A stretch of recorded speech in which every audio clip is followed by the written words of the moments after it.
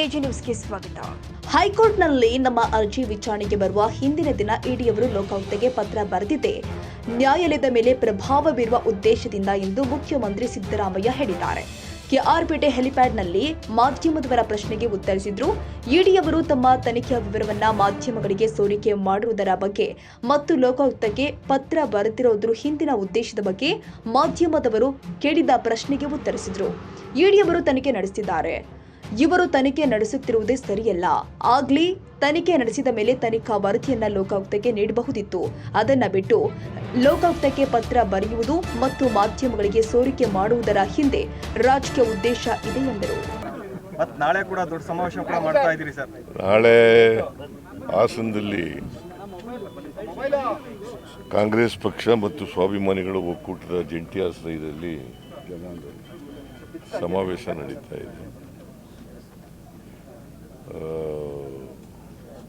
ಅದು ಬಹುಶಃ ಹೆಚ್ಚಾಗಿ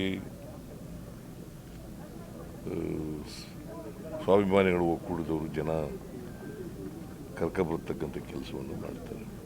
ಕಾರ್ಯಕ್ರಮದ ಹೆಸರು ಬದಲಾವಣೆ ಆಗಿದೆ ಸರ್. ಕಾರ್ಯಕ್ರಮದ ಹೆಸರು ಬದಲಾವಣೆ ಆಗಿದೆ. ಹೆಸರೇನಿಲ್ಲ, ಮೊದಲಿಂದ ಹಂಗೆ ಇದೆಯಲ್ಲ. ಅಲ್ಲ, ಸ್ವಾಭಿಮಾನಿ ಸಮಾವೇಶ ಇಲ್ಲ. ಕಾಂಗ್ರೆಸ್ ಪಕ್ಷನೂ ಕೂಡ ಸೇರ್ಕೆ ಮಾಡ್ತಾ ಇರೋದ್ರಿಂದ ಇದು ಜಂಟಿ ಆಶ್ರಯದಲ್ಲಿ ನಡೀತಾ ಇದೆ. ಸರ್, ಒಂದ್ ಕಡೆ ಮೂಡಾ ಕೇಸ್ನಲ್ಲಿ ಸರ್ ಇಡಿ ಅವರು ಲೋಕಾಯುಕ್ತಕ್ಕೆ ಪತ್ರ ಬರೆದಿದ್ದಾರೆ ಸರ್.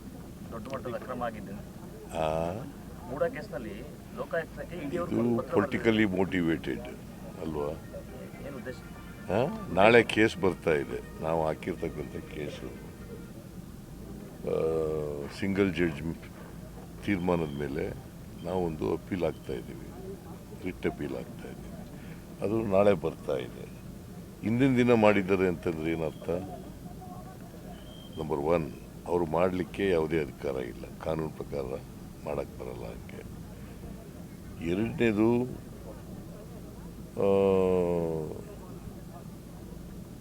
ಕೋರ್ಟ್ ಮೇಲೆ ಇನ್ಫ್ಲೂಯೆನ್ಸ್ ಮಾಡಲಿಕ್ಕೆ ಮಾಡಿರ್ತಕ್ಕಂಥ ಇದು ದಿಸ್ ಈಸ್ ಟೋಟಲಿ. ಆಮೇಲೆ ಚಾರ್ಜ್ ಶೀಟ್ ಎಂಕ್ವೈರಿ ಮಾಡ್ತಾ ಇದ್ದಾರೆ ಲೋಕಾಯುಕ್ತವರು. ಎಂಕ್ವೈರಿ ಮಾಡಿ ಅವರು ರಿಪೋರ್ಟ್ ಕೊಡಬೇಕು. ಅವ್ರ ಮೇಲೆ ಇನ್ಫ್ಲೂಯೆನ್ಸ್ ಆಗಲಿ ಅಂತೇಳಿ ಮಾಡಿದ್ದಾರೆ. ದಿಸ್ ಈಸ್ ಪ್ರಿಜುಡಿಷಿಯಲ್ ಆಗಲಿ ಅಂತೇಳಿ ಮಾಡಿರ್ತಕ್ಕಂಥದ್ದು. ಇಟ್ ಈಸ್ ರಾಜಕೀಯ ಪ್ರೇರಿತ, ರಾಜಕೀಯ ದುರುದ್ದೇಶದಿಂದ ಮಾಡಿರ್ತಕ್ಕಂಥದ್ದು. ಮಾಡಬೇಕು ಅಂತ ಡೈರೆಕ್ಷನ್ ಕೊಡ್ತೀರಾ ಸರ್? ತನಿಖೆ ಇದೇ ರೀತಿ ಹೋಗಬೇಕು ಅನ್ನುವಂತ ಏನಾದ್ರು ಡೈರೆಕ್ಷನ್? ನಾನು ಯಾರು ತನಿಖೆ ಮಾಡೋದು ಮಾಡಿ ನೋಡಪ್ಪ. ಇಡಿಯವರು ಅವ್ರಿಗೆ ಫಸ್ಟ್ ಆಫ್ ಆಲ್ ತನಿಖೆ ಮಾಡಲಿಕ್ಕೆ ಅಧಿಕಾರನೇ ಇಲ್ಲ. ಅಧಿಕಾರ ಮಾಡ್ತಾ ಇದ್ದಾರೆ. ಯಾಕಂತಂದರೆ ಗವರ್ನರ್ ಹೇಳಿರೋದೇನು? ತನಿಖೆ ಮಾಡಿ ಇದನ್ನು ಕೊಡಿ ಅಂತ, ಲೋಕಾಯುಕ್ತ ಪೊಲೀಸ್ನವ್ರು ಕೊಡಿ ಅಂತ. ಡಿಸ್ಟ್ರಿಕ್ಟ್ ಕೋರ್ಟ್ನವ್ರು ಏನಂತ ಹೇಳಿರೋದು? ಡಿಸೆಂಬರ್ 24 ಒಳಗಡೆ ತನಿಖೆ ಮಾಡಿ ರಿಪೋರ್ಟ್ ಕೊಡಿ ಅಂತ ಹೇಳಿದರು. ಅವರು ತನಿಖೆ ಮಾಡ್ತಾ ಇದ್ದಾರೆ. ಇವರು ಯಾಕೆ ಲೆಟರ್ ಬರೀತಾರೆ? What is their intention? It is deliberate ಅಲ್ಲ? ಅಲ್ವೇನ್ರಿ? ಡೆಲಿಬರೇಟ್ ಅಲ್ಲ? ದಿಸ್ ಈಸ್ ರಾಜಕೀಯ ದುರುದ್ದೇಶದಿಂದ ಮಾಡ್ತಾ ಇರ್ತಕ್ಕಂಥದ್ದು. ರಾಜಕೀಯವಾಗಿ ಅವರು ಈ ಕೇಸನ್ನು ಮಾಡ್ತಾ ಇದ್ದಾರೆ. ಇದರಲ್ಲಿ ಯಾವುದೇ ಸತ್ಯಾಂಶ ಇಲ್ಲ, ಗೊತ್ತಾಯ್ತಾ? ಅವರು ತನಿಖೆ ಮಾಡ್ತಾ ಇದ್ದಾರೆ. Let them give the report independently. Why they have written a letter? They may share the information, but it doesn't mean that they should write a letter and it should be made open. ನಿಮಗೆಲ್ಲ PTIಗೆ release ಮಾಡೋದು ಅಥವಾ ನಿಮ್ಮ TV ಚಾನೆಲ್ಗಳಿಗೆ release ಮಾಡೋದು, there is no law like that. Information share ಮಾಡಬೇಕು ಅನ್ನೋಗಿದ್ರೆ ಬರೀ ಶೇರ್ ಮಾಡ್ಬೋದಾಗಿತ್ತು ಅಷ್ಟೇ. ಉದ್ದೇಶ ರಾಜಕೀಯ, ಉದ್ದೇಶ ಟೋಟಲಿ 100% ರಾಜಕೀಯ. ನಮ್ಮ ನಡುವೆ ಒಂದು ಒಪ್ಪಂದ ಆಗಿದೆ ನಿಜ ಅಂತ ಹೇಳ್ತಾರೆ ಸರ್. ಅಧಿಕಾರಕ್ಕೆ ಬರೋಕೆ ಮುಂಚೆ ನಮ್ಮ ನಡುವೆ ಒಂದು ಒಪ್ಪಂದ ಆಗಿದೆ ಅಂತ DK ಶಿವಕುಮಾರ್ ಹೇಳಿದ್ದಾರೆ ಸರ್. ನೋಡಪ್ಪ, ಯಾವ ಒಪ್ಪಂದನೂ ಆಗಿಲ್ಲ. ಹೈಕಮಾಂಡು ಏನು ತೀರ್ಮಾನ ಮಾಡ್ತಾರೆ ಅದಂತ ನಡ್ಕೊಳ್ಳೋದು ನಾವು. ಕ್ಯಾಬಿನೆಟ್ ರಿಷಫಲ್ ಆಗುತ್ತೆ ಸರ್? ಯಾವಾಗ ಆಗುತ್ತೆ? ಇಲ್ಲ, ಸದ್ಯಕ್ಕಾಗಲ್ಲ. ಸಚಿವ ಸ್ಥಾನಕ್ಕಾಗಿ ಒಂದಷ್ಟು ಬೇಡಿಕೆಗಳು ಕೇಳಿ ಬರ್ತಾ ಇದೆ. ರೀಸಪಲ್ ಯಾರು ಹೇಳಿದ್ರು? ನಾವು ಹೇಳಿದ್ದೀವ? ನಾನಲ್ವ, ನನ್ನ ಪ್ರೆರಗೇಟಿವ್ ಅಲ್ವಾ? ನಾನು ಹೇಳಿದ್ದೀನ? ಅಲ್ಲ, ನಿಮ್ಮಲ್ಲಿ ನಾನು ಕೇಳ್ತಾ ಇದ್ದೀರಿ, ಇಲ್ಲ ಅಂತ ಹೇಳಿದ ಮೇಲೆ ಮುಗಿತಲ್ಲ.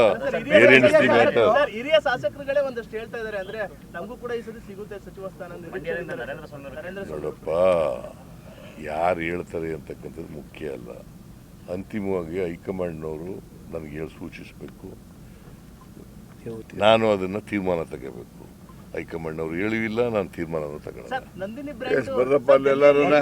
ಬ್ರ್ಯಾಂಡ್ ಈಗಾಗಲೇ ಉದ್ಘಾಟನೆ ಮಾಡಿದ್ರಿ ಸರ್, ನೀವು ಕೂಡ ಹೋಗಿದ್ರಿ. ಆದ್ರೆ ಆ ಹಾಲು ಜನರಿಗೆ ಸಿಗಬಾರ್ದು ನಿಟ್ಟಿನಲ್ಲಿ ಒಂದಷ್ಟು ಹುನ್ನಾರಗಳು ನಡೀತಾ ಇದೆ ಅಂತ, ಅಂದ್ರೆ ಬೇರೆ ಖಾಸಗಿ ಕಂಪನಿಗಳು ಆ ಹಾಲು ಜನರಿಗೆ ದೆಹಲಿಯಲ್ಲಿ ನಂದಿನಿ ಹಾಲು ಸಿಗಬಾರ್ದು ನಿಟ್ಟಿನಲ್ಲಿ ಒಂದಷ್ಟು ಷಡ್ಯಂತ್ರ ಜಾಸ್ತಿ ಆಗಿದೆ ಸರ್. ಆಕ್ಚುಲಿ ಬೇಡಿಕೆ ಜಾಸ್ತಿ ಇದೆ. ಆಕ್ಚುಲಿ ಡಿಮ್ಯಾಂಡ್ ಜಾಸ್ತಿ ಆಗಿದೆ ಅಲ್ಲಿ.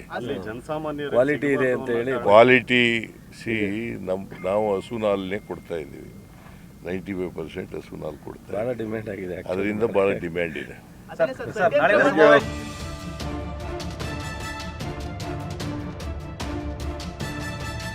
ಕನ್ನಡಿಗರ ಮೆಚ್ಚಿನ ನಿಮ್ಮ AJ 24/7 ನ್ಯೂಸ್ ಕನ್ನಡ ವಾಹಿನಿ ಇದೀಗ ಟಿವಿಯಲ್ಲಿ ಲಭ್ಯ.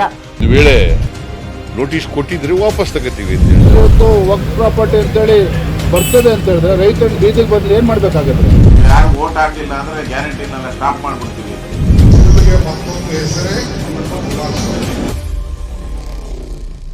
ಕರ್ನಾಟಕ ಮತ್ತು ದೇಶ ವಿದೇಶ 360 ಡಿಗ್ರಿ ಸುದ್ದಿ ಹಾಗೂ ಉತ್ತರ ಕರ್ನಾಟಕ, ಬೆಳಗಾವಿ, ಬಾಗಲಕೋಟೆ, ಧಾರವಾಡ, ಹಾವೇರಿ, ಗದಗ, ಬಿಜಾಪುರ ಜಿಲ್ಲೆಯ ಕ್ಷಣ ಕ್ಷಣದ ವಿವರವನ್ನ ಪಡೆಯುವುದಕ್ಕೆ AJ 24/7 ನ್ಯೂಸ್ ಕನ್ನಡ ವಾಹಿನಿಯನ್ನ ಲೈಕ್ ಮಾಡಿ, ವಿಡಿಯೋಗಳನ್ನ ಶೇರ್ ಮಾಡಿ, ಕಮೆಂಟ್ ಮಾಡುವ ಮೂಲಕ ನಮ್ಮ ವಾಹಿನಿಗೆ ಸಹಕಾರ ನೀಡಿ ಮತ್ತು ಚಾನೆಲ್ ಅನ್ನ ಸಬ್ಸ್ಕ್ರೈಬ್ ಮಾಡಿ.